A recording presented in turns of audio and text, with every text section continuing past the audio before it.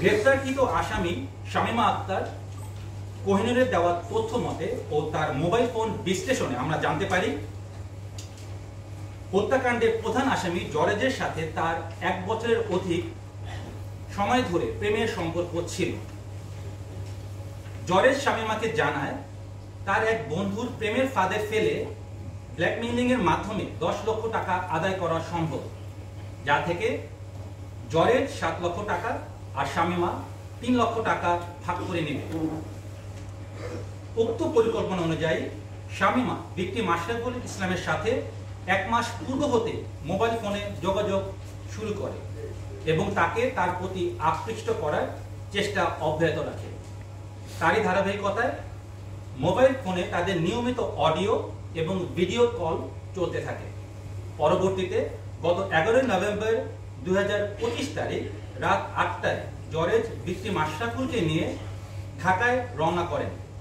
ঢাকায় আসার পর গত 12 নভেম্বর 2025 তারিখ জরেজ ও আশরাফুল শামীমার সাথে দেখা করে ঢাকা মহানগরীর শনির আকরার নূরপুর এলাকায় 5,500 টাকা দিয়ে একটি বাসা ভাড়া করে তিনজনই একত্রে ভাড়া বাসায় ওঠেন। রংপুর হতে ঢাকায় আসার পূর্বেই জরেজ তার প্রেমিকা শামীমা আক্তার কোহিনূরকে ফোনে জানায় ভিকটিম আশরাফুলের সহিত সে যেন অন্তরঙ্গ ভিডিও ধারণ করে এবং পূর্ব পরিকল্পনা অনুযায়ী সে ভিডিও দেখিয়ে যাতে তারা 10 লক্ষ টাকা আমাদের যে আশরাফুল তার কাছ থেকে আদায় করতে পারে।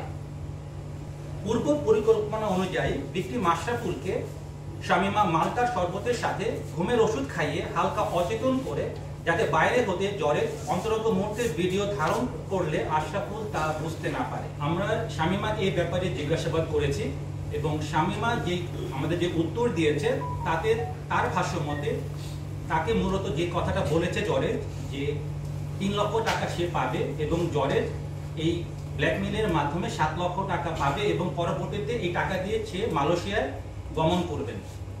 এবং আমরা এটাও দেখতে পাই যে জরেজের মোবাইল বিশ্লেষণ করে যে সে অলরেডি মালয়েশিয়া যাওয়ার জন্য সে পাসপোর্ট সংগ্রহ করার জন্য সে অলরেডি তার পাসপোর্ট অফিসও তার প্রস্তুত রয়েছে পাসপোর্ট।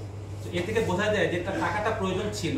বাট আপনি যে প্রশ্নটা করেছেন যে জরেজ কি উদ্দেশ্যে নৃশংসভাবে হত্যাটা করলো, যদি টাকাই তার মূল উদ্দেশ্য থাকে তাহলে কেন হত্যাটা করলো, তাহলে তো টাকা তো আর তার পাবে না।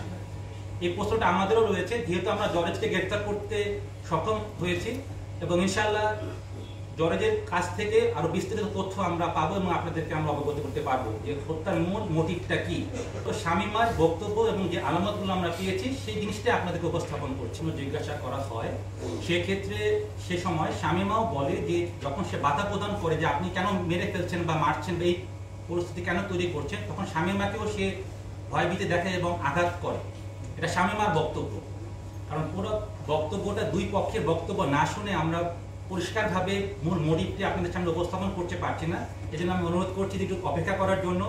ইনশাআল্লাহ আমরা মূল মোটিভটা জানতে পারবো যখন জরেজের সাথে আমরা পুরোপুরি কথাটা আপনাদের সামনে উপস্থাপন করতে পারবো। আশরাফুল এবং আশরাফুলের যিনি বর্তমান স্ত্রী, সেই স্ত্রীকে বিয়ে দেওয়ার পিছনে জরেজ এবং জরেজের পরিবার ভূমিকা রেখেছিলেন। এর ফলে জরেজের সাথে আশরাফুলের দুই পরিবারের একটা ভালো সম্পর্ক ছিল এবং আশরাফুল যেহেতু জরেজকে বিশ্বাস করতেন এবং আশরাফুলকে সেই সুযোগটাই জরেজ নিয়েছে। এই মহিলাকে দিয়ে 1 মাস তাকে একটা হানি ট্র্যাপের মতে ব্যবস্থা করে এবং আশরাফুলকে প্রভোগ করেছে যেন সে ঢাকায় আসে এবং এরকম একটা পরিস্থিতি শিকার